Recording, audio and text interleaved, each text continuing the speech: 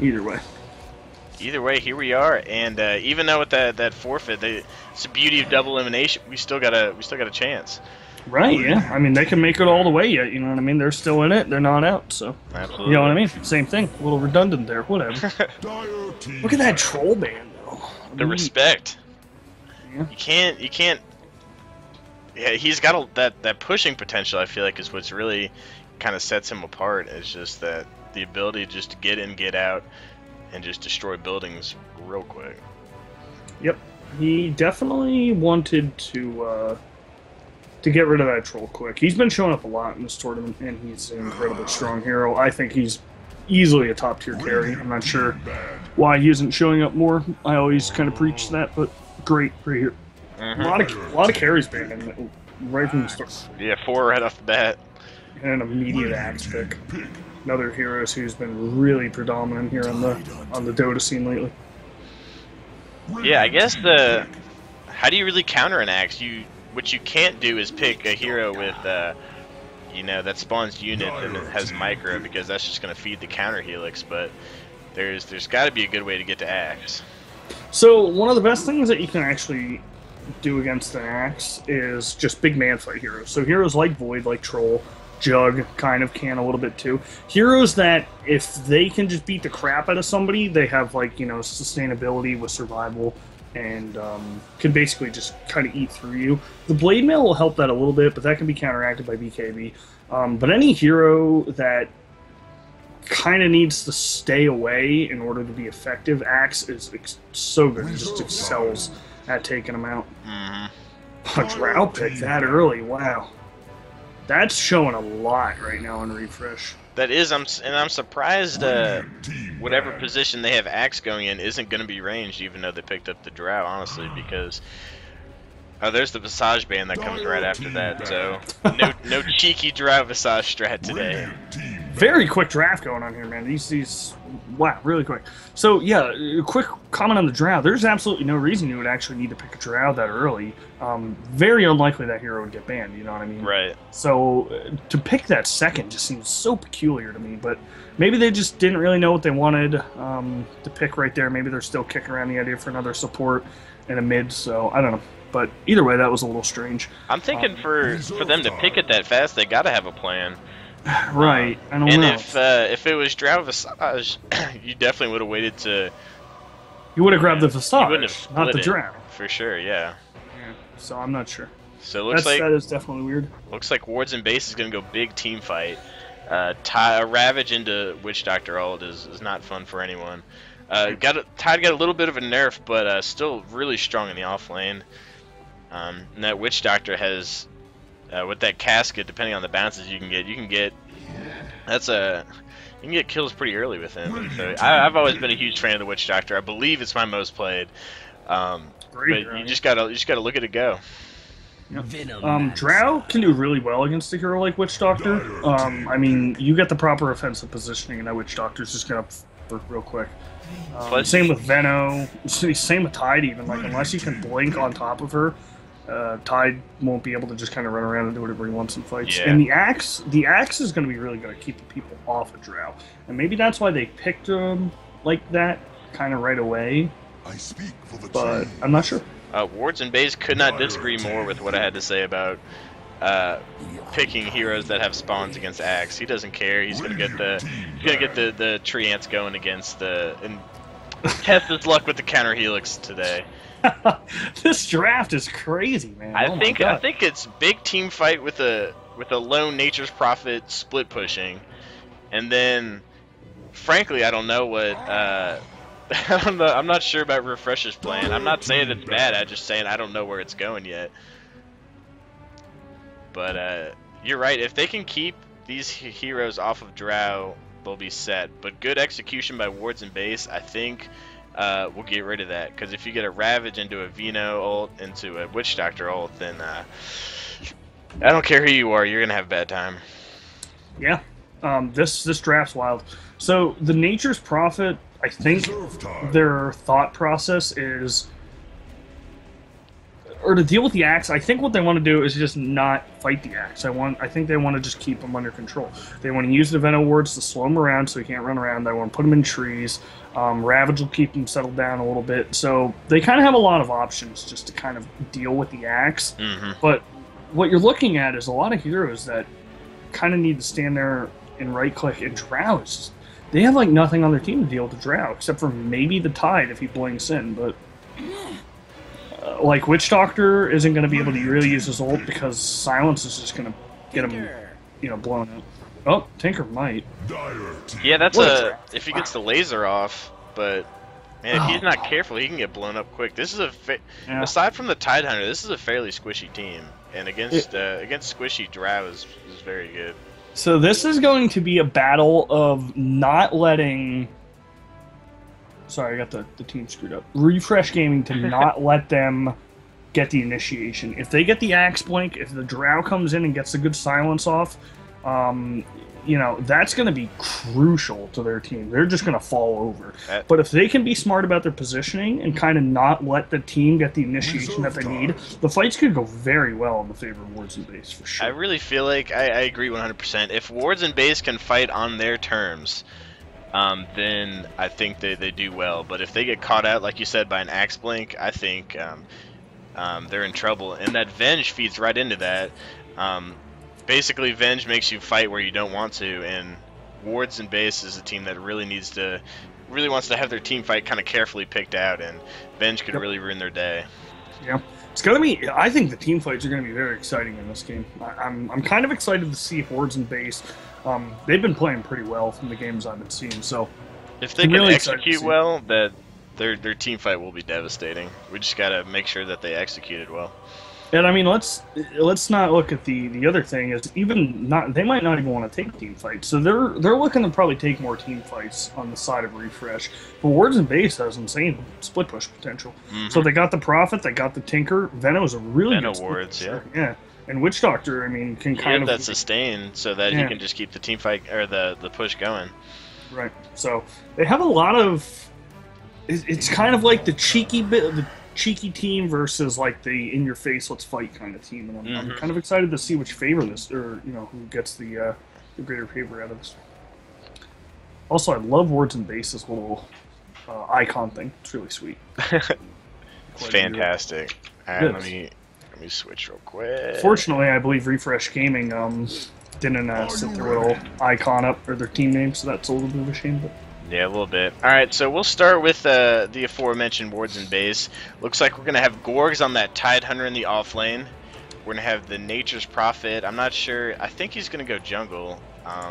But that's played by Frankie Crisp. We've got Hunter on the Tinker. I assume he's going to be mid. We have Nox on the Vino going bot. And we have Kaysen McClips on the Witch Doctor forming that tri-lane bottom.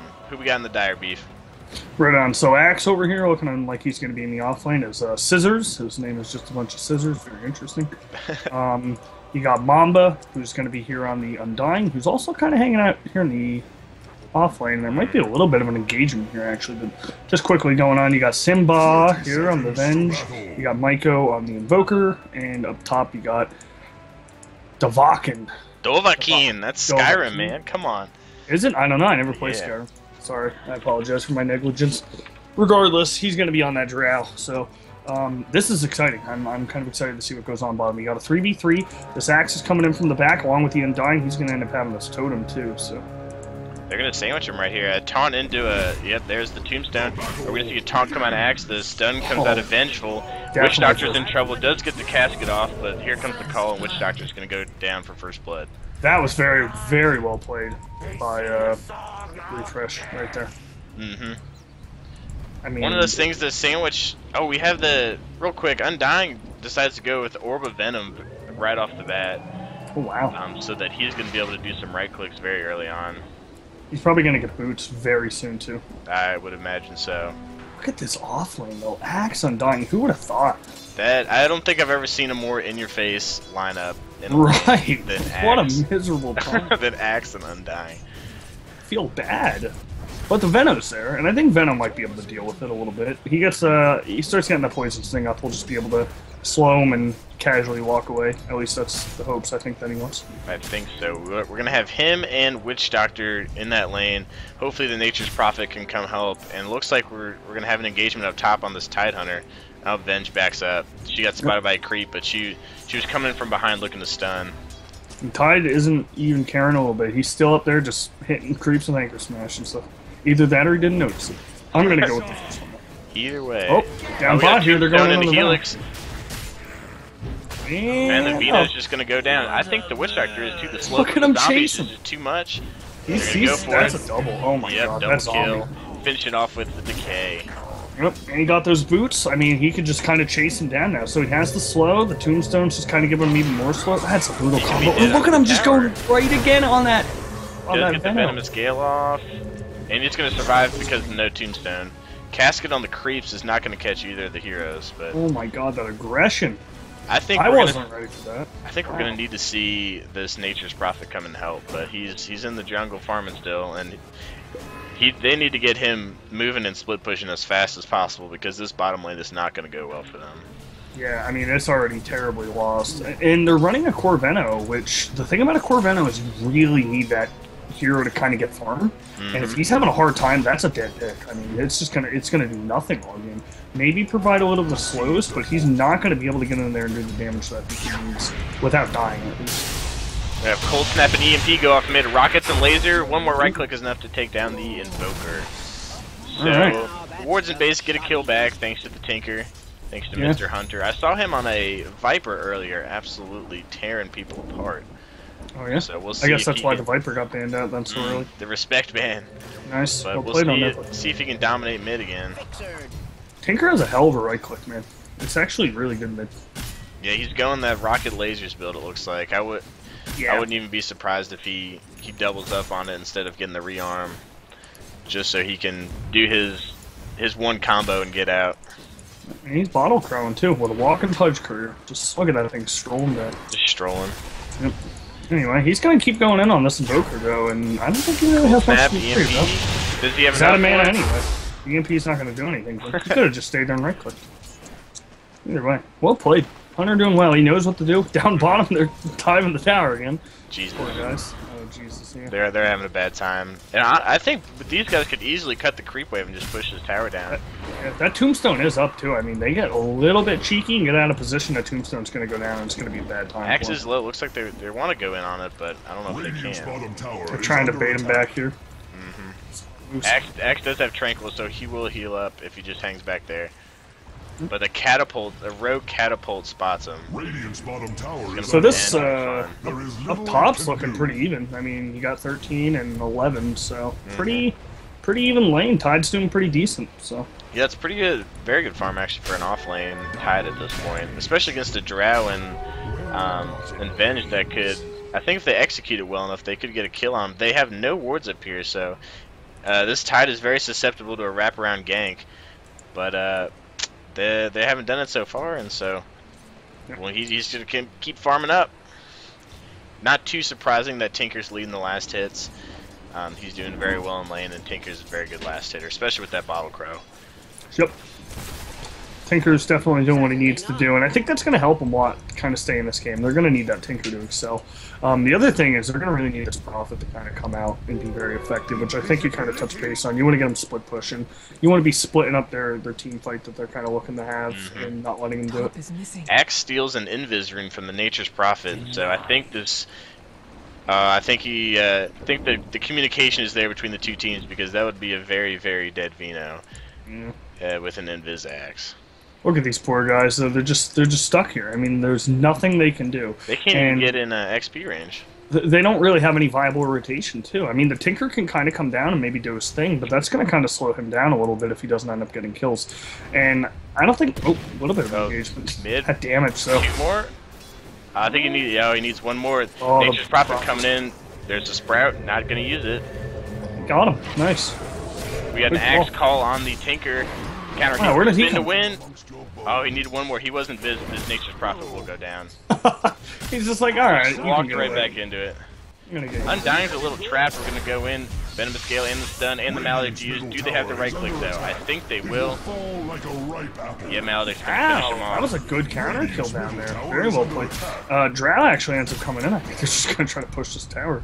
But Drow's only level 5. No play in silence yet either. Man, really trying to get that damage up for the team early, I guess. Right, that could be huge against the Witch Doctor, like we touched on earlier, but she's gonna go damage first. Yeah, I don't know. I guess it does help the team, but it's only gonna help 2 people. It only helps the Invoker and the Venge. And the Venge, I mean, has to get in way too close to really right-click effectively against a hero like a Tinker. So I'm not sure it's the best build, but I trust her judgment. Mid tower does go down. We have Witch Doctor and Vino hiding in the woods behind their T1 bot. There's Axe going to cut the creep wave. No, he's going to just straight push it. So we have 3-on-2 bottom lane. We'll see if either team decides to go in. I think Radiant's going to need a little help, and here it comes with Tinker. Oh, the bots are up, boys. Oh, the bots aren't up, those. The regular TPs are up. I saw the little. Nah, I understand the excitement. I understand. Yeah, I thought that was it, but I forgot that works on the regular. He has a Ring of Regen. I'm not sure what he's doing, going with that first, but. Oh, Soul Ring for Bloodstone. Oh, you're absolutely right. Yep. Or not Bloodstone, just Soul Ring, I guess. Oh, right. Engagement in the mid. Here comes the Rockets after the Witch Doctor sent Maledict. This Undying will go down. Oh, except the heal keeps him alive momentarily. Big Ravage comes in from a keeping Tidehunter.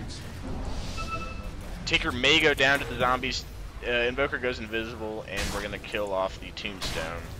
So overall, it's a 1 for 2. It's a Witch Doctor for an Axe and Undying, so that fight definitely goes in favor of the Radiant. Wards and Base getting the Ravage at the perfect time, hitting that level 6. Right. So here's one thing to think about. That was a 5-man rotation then from Wards and Base, wasn't it? Absolutely. They blew absolutely everything where they didn't actually have Drow or Simba. Which, I'm not saying that's necessarily bad for them, because it was good that they kind of came out on top of that engagement. I think they really needed that. But, alternatively, like, if that Venge would have been there, I think that would have been the one thing they needed for that fight to actually just go in the favor that they were looking for. Vino probably going to get caught out by this Axe and Undying here. A few more spins or decays and he's gone. Although Axe taking a lot of the tower, used the Soul Rope to get his health back, but Nature's Prophet and Tinker TP in. Everyone's so low health. And that's a good Axe. Venomous Gale and Axe goes down. Can they catch up to the Undying though? I need about 2 more. The tree ants to get vision. There's the Rockets and he's down. Very well played on this Tinker right now. Very well played. Comes in late trying to scoop up the Nature's Prophet kill and he'll get it. One more. There it is. Well, now he's in danger though. Yeah, Tinker's coming behind him. He does have Ghost Walk up and he does not have protection, so. Oh, he can walk through people like Walks right through him, yep. I was like, oh god, he trapped him! Oh, here comes Venge. They're going to get the counter kill here. But is Venge going to go down? Yep, Rocket's Venge is down. And he has a Cold Snap. Okay, he's getting blocked in with the trees. Well played. Very good micro. Very good creep blocking. Yep. Good play in the Nature's Prophet. He is going to be able to get out the back, though. Wow, so a lot of stuff happened there. Yeah, this is a very eventful game, which I kind of thought was going to happen. Definitely a little bit of an advantage, still going in the favor here of Refresh. But Wards and Base, very good like rotations going on. Really good responses in these fights. A lot of TPs coming out very quickly, and it's keeping a minute for sure. They looked a little grim there, but very good plays. And look at this. They do have that really global presence. Yeah, very good rotation there. They just kind of come in, get a good easy kill on that Drow, which was probably well needed, because quite well on farm. Not super really just well, the Nature's Prophet and Tinker doing the work there.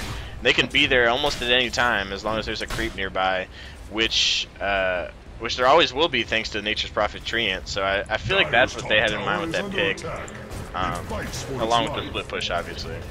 Right. Got a Midas out here on the Nature's Prophet, so he's doing pretty well. 3-on-1 and Axe down to the bottom lane. Oh man! Kill. Can he get the Witch Doctor though? The dunk. I love how it's a 3v1 and he can still come out with a kill on Axe. What a hero. What a hero. Regardless, though, this is really starting to actually look a little bit more in favor of Wards and Base. I mean, I think they're coming out a lot on these early engagements, and it's impressive looking at the lineups. The gold graph is almost identical.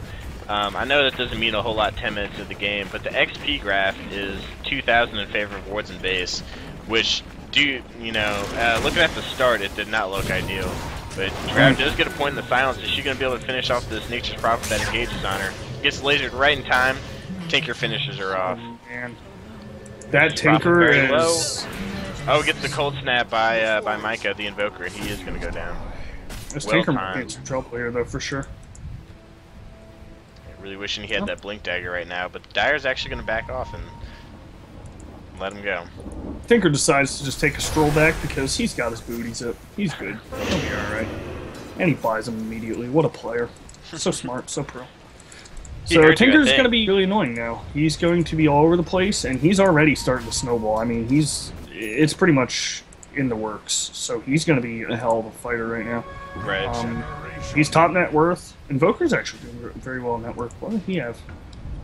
Phase boots. Looks like he's going for the drums. So nothing too fancy going out on him, but you know, he'll still be a big player, and he's been involved in a lot of these fights. Yeah, he's had to rotate a lot. I think they were really trying to key in on early game aggression, and him being part of the fights is part of that. They tried to go in on a mid, but the damage just isn't there. They were kind of too far back to make that fight happen. Yeah.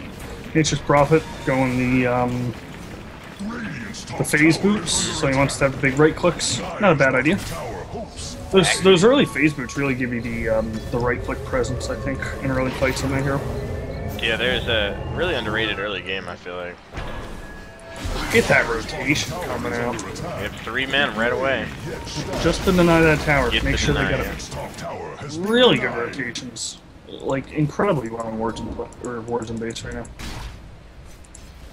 It's actually impressively put on. And Refresh Gaming, I mean, they're not looking so strong early game as I thought they might be. Granted, I still think they have the team fight advantage, so if they get the good engagement, it'll probably go in their favor. But Axe did just buy a Blink Dagger, though, so that's pretty critical. For the next about 10 minutes, that's going to be a huge advantage for Refresh Gaming.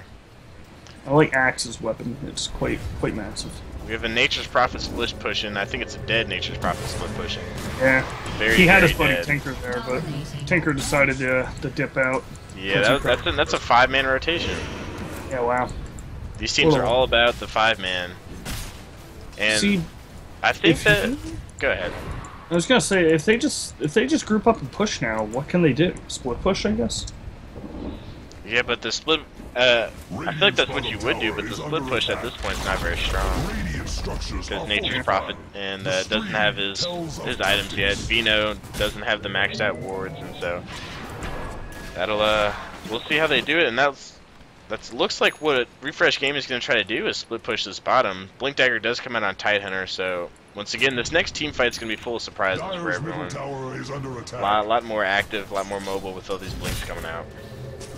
So you have 2 rotations coming in here to try to defend this T2, but they're just sitting here 5-man.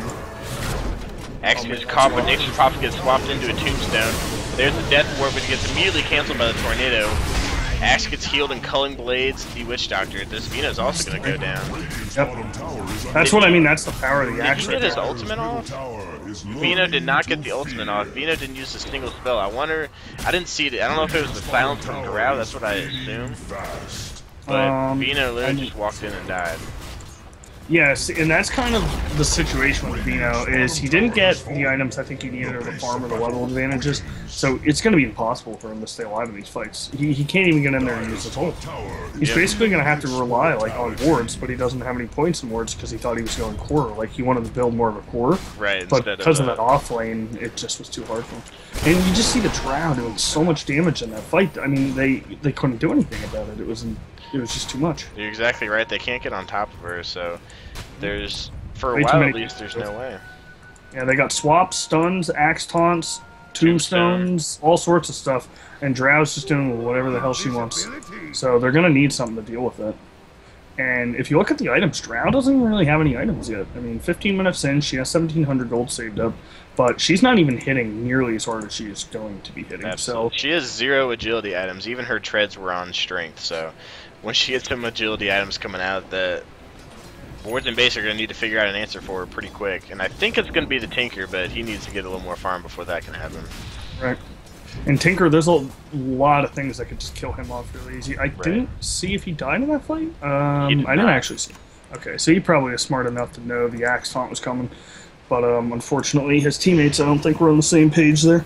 Yeah. But that shows you the power of the team fight that they actually have on refresh, and I don't see why they're going to stop. Why would they not just keep grouping up and just push right into the base right now?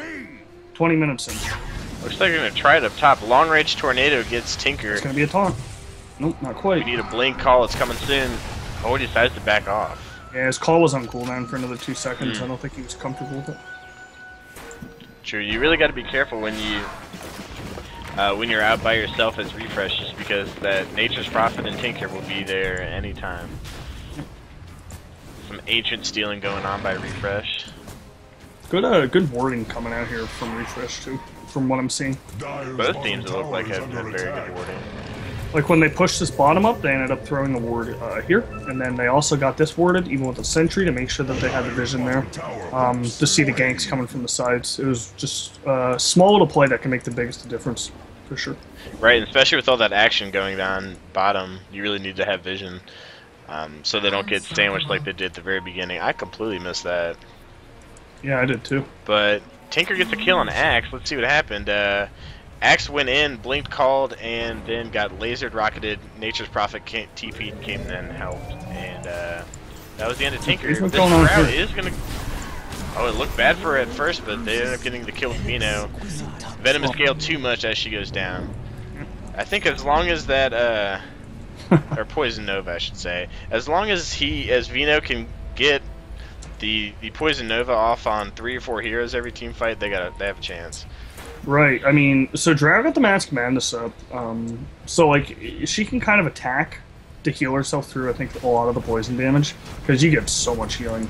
Right, because she's going to attack that fast. Right, and just the amount of damage you do with the Drow can actually heal you through, but she had nothing to attack there, so she was dead. And I don't know. I mean, it was kind of like a good idea, I guess, for the Venom. I mean, if he goes in there, gets his ult, and kills her every single fight, that's, I mean, somewhat of effective, like, setup, you know what I mean? Yeah, I think that's a win. So that could be one way to deal with it. Just, you know, sacrificial Venom. Get in there. Sacrificial core lamb. do your thing, Venom. Thanks. Those are the longest range rockets I've ever seen, but they made contact with with Venge. Invis axe once again. It does get pinged out. Everyone's trying to get back before they get jumped by this axe. Good rune ward so that they can see stuff like this happening. Otherwise, we could have seen a couple pickoffs. Right. Yep. Very aggressive wards. This was put after, as soon as they pushed this T2 and the wave pushed up, they put the wards up here. So very heads up once again by refresh. Yeah, very good warding coming up on both teams. They even have one on wards and base level, didn't they? So they really want to make sure that this bottom area of the map here is really under control. Tinker and Nature's Prophet are going to finish off this T1 bottom. Oh, they're buddies. That's the way it's going to be. They're going to get out though, because it looks like Refresh is going to try to push his T2 middle. This could be our first big 5v5 team fight.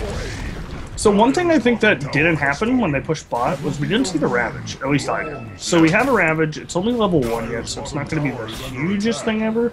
But I think that might give them like that little bit of gap they need for the Tinker to get in there and blow somebody up. You know what I mean? Right. I feel like they that just need that time, and that also that same amount of time of Drow being down will be huge as well. Tide is going for a Force Staff to try to force some people out of a Tombstone or out of getting pelted by Drow. So that could be a big item pickup that we'll see in a couple minutes here. Invoker does have a silence up too, though, so that's another thing they have to deal with. Maybe the silence will go off on the Tide before he can get it off. I think his assignment is to make sure the Witch Doctor's ult does not go off for more than a half a second. He did it with the Tornado last team fight. It was really effective, because that's a big ult that can kind of change a team fight. Blink Tinker goes in, the call's missed, but the swap goes Poison Nova onto Tinker in the middle of the fight. Big Ravage comes out. Here's the Death Ward. And it's going for it. They're getting everything off. Tinker got in there, did his damage. Tinker going back. Oh, and the Nature's Prophet comes in and does damage. And here's Nature's Prophet. Here's Bulldog already pushing the T2 bottom. What a player. Undying does get a kill on the Witch Doctor, though, from the zombies. At least they got something out of it. Zombies in a massacre. Under items used, all it has is a salve for Witch Doctor. That looks really sad. Well played. The T2 bot's gone. T2 top does not look like it's going to be standing for much longer. This is a dangerous split push duo that we got here. A little Batman and Robin. I'm not going to comment on who's Batman, but... A little Batman and Robin. Alrighty then. That's pretty cool right there. I like that team fight. That was exactly what they needed. They had a really good start. The Venom got his ult off, because I believe he got swapped, right? Got his ult off. He just ran away. They swapped... actually, I think the Tinker was swapped in. Which was a good play by Venge, but they weren't able to capitalize on it because the Ravage came in shortly after. Yep. Excuse me, sorry I had to yawn there, but yeah, the Ravage basically did exactly what I thought it might. It gave them the little bit they needed just to kind of get their spells off. And I mean, that Witch Doctor ult got off like full duration. The Tinker just kind of used the stuff and then like kind of backed off. Is this a real GG call, folks? Was there a GG call? No, I don't think so. Wow. Oh, there is. They saw the snowballing potential, the split push potential, and that they were already behind. They didn't think they had a shot at coming back. Huh. Well then, that was a little strange for you know, the elimination game, since they lost this. Refresh Gaming's now eliminated, but we don't know what's going on behind the scenes. They had the forfeit earlier, so some internal issues may be there. But regardless, talking about the game, as we kind of suspected, Refresh Gaming had that strong early game, but it just wasn't strong enough to carry them through the mid and late game. And as Wards and Base got their items, they saw the team fight potential, and it was pretty devastating for Refresh Gaming. Yeah, that was a really cool draft by Wards and Base. I liked. I mean, they just kind of knew what they wanted to do, and they did it and executed it very well. Hunter was just on fire that game. He was exactly where he needed to be at the right moment. Well positioned in every single fight, kept himself alive, 0 deaths. Really did well. Definitely was a driving force in their success. I believe on Refresh, the Drow kind of held him back. Didn't really have any items. Kind of seemed slow to farm. Let the Tide, I think, get a little bit too much out of lane. And I'm not really sure what happened there, but that seemed... I feel like, you know, you're still a Drow, you're going to be doing a lot of damage, but I feel like if she would have been a little bit bigger, that would have just been what they needed. Venge and Drow lane against the Tidehunter. That should go very well for Venge and Drow. Yeah. And I think it pretty much went even as far as farm, but you know Tide got more XP, so honestly Tide won the lane between those two, and I think it showed when Drow wasn't pumping out very much damage when they really needed her to. So I take it your MVP of the game is Hunter? Yeah, he played very well. Alright, it's unanimous. Hunter, congratulations on your MVP, man. I know it means a lot to you. You win the respect of us all. Yes. So that's it for us, folks. We have Refresh Gaming being eliminated from the Hungry Bros Challenger Cup Part 2. We have Wards and Base moving on to the loser bracket finals, I believe. Something like that. I'm not exactly sure. I think that guarantees them a top 3 finish, if I'm not mistaken. So congratulations to them. They win. I think it's a best of 3 that they're playing in. This will be later tonight, 11 p.m. Eastern Time. My name is Georgia Power. You can find me at twitch.tv/GeorgiaPower. Twitter /@QBallNation, because that's where we are. Or the link to the YouTube's also below, where I'll put the highlights for this game and the highlights for other games that we cast. My co-caster, go ahead and make sure everyone knows who you are. Hey fellas, I'm Beef Nardo. You can find me at twitch.tv/BeefNardo. You can also find me on Twitter at Beef Nardo. Anyway, I said that weird. I got confused halfway through. So yeah, you can go ahead and check me out if you want. I'll be casting some other games. I think I'm actually scheduled for the last game tonight, so I'll be doing some late night casting. So, you know, if you're watching the games, I'm sure you'll hear more of me. So have fun with that, I guess. Yeah, we got Beef on tonight. We have Beef and I, along with Mr. Hardsupport, the man of the hour, doing Game 1 of the finals, and I will be with 82L Dylan in Game 4 of the finals if we make it to a Game 4. So I think you'll be hearing more of us in the next day or so, but thank you.